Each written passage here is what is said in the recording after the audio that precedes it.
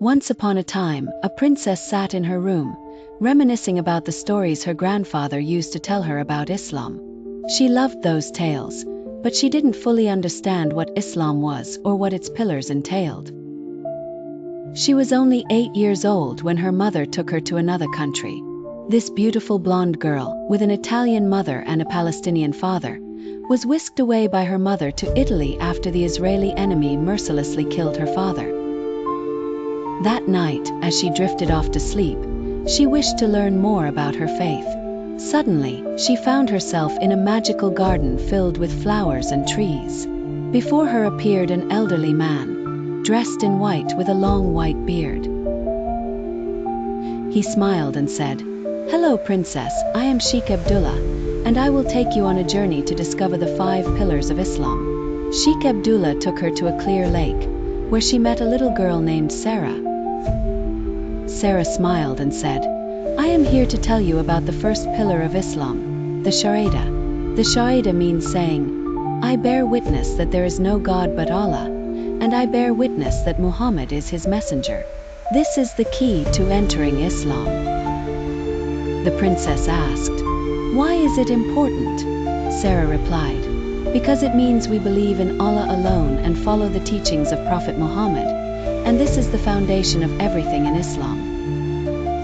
Then they moved to a tranquil oasis, where they saw a man praying under a tree.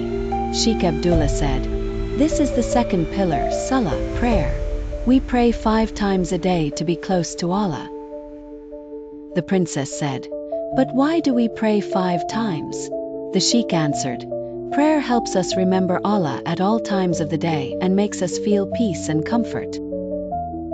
After that, Sheikh Abdullah took her to a field filled with palm trees, where she met a little boy named Hassan. Hassan said, "I am here to talk to you about fasting. During Ramadan, we fast from dawn until sunset." The princess asked, "But why do we fast?"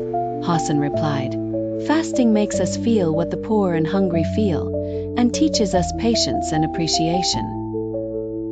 Then they headed to a bustling market.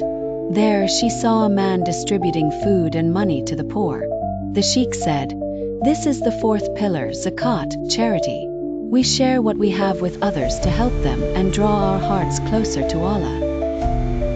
Finally, they arrived at a high mountain where she met a person dressed in white.